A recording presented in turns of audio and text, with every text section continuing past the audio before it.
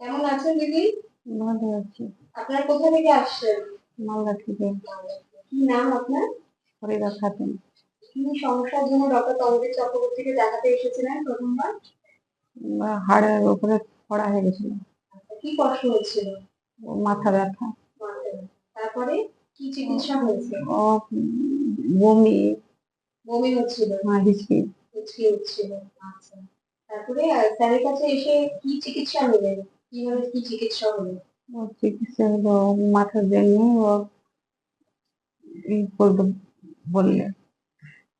আপনি বলুন দাদা, কি চিকিৎসা হয়েছে? চিকিৎসাটা ভালোই হয়েছে। আমি মালদাতে যখন আমাদের মালদা মেডিকেল কলেজের প্রফেসর ম্যাডাম বললো, তার কাছে গেছিলাম। সে অর্থোপেডিক ছিল ডাক্তার। সে বললো এটা এখানে হবে না, নিউরোলজি সার্জনকে দেখাতে হবে।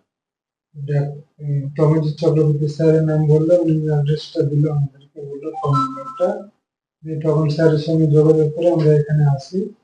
আসার পরে তখন এই যে স্যার দেখার পরে বললো যে অপারেশন করতে হবে। অপারেশনের জন্য আমরা টাইম নিয়েছিলাম 10 দিন। 10 দিন পরে সে অপারেশনটা করেছি।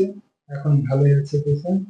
নমস্কার, আমি doctor Tamajit Chakraborty, consultant neurosurgeon, Kolkata. এতক্ষণ আপনারা আমার এক পেশেন্টের কথা শুনছিলেন।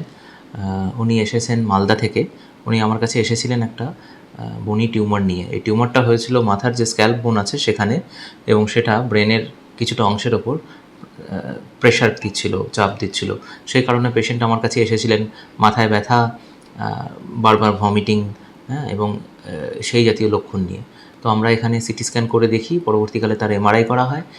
যে টিউমারটা হয়েছিল তাকে আমরা আইডেন্টিফাই করি এবং তাকে সার্জিক্যাল ম্যানেজমেন্ট মানে অপারেশন করা হয়। তো ওনাকে আমরা অপারেশন করি এবং অপারেশন করবার পর সেই টিউমারটা পুরোপুরি বাদ যায় এবং কিছুটা মাথার যে বনি পার্ট থেকে যে টিউমারটা তৈরি হয়েছিল সেটাও বাদ যায়। এখন পেশেন্ট ভালো আছেন। উনি এসেছেন আবার চেক আপ করাতে, এবং ওই যে পোর্শনের যে টিউমারের অংশটা বাদ দেওয়া গেছে সেইখানটাতে আমরা এক ধরনের আমাদের মেশ পাওয়া যায়, টাইটানিয়াম মেশ। সেই টাইটানিয়াম মেশ দিয়ে আমরা কভার করে দিই, যাতে করে নাকি মাথার যে ভেতরের অংশগুলো মানে ব্রেনের কাছাকাছি পোর্শনগুলো সেগুলো যেন বাইরের আঘাত থেকে রক্ষা পায়। তো এইভাবে ওনাকে চিকিৎসা করা হয়েছে। চিকিৎসার পর উনি ভালো আছেন এবং উনি এসেছিলেন। আশা করা যায় ধীরে ধীরে উনি আরও সুস্থ হয়ে উঠবেন। নমস্কার।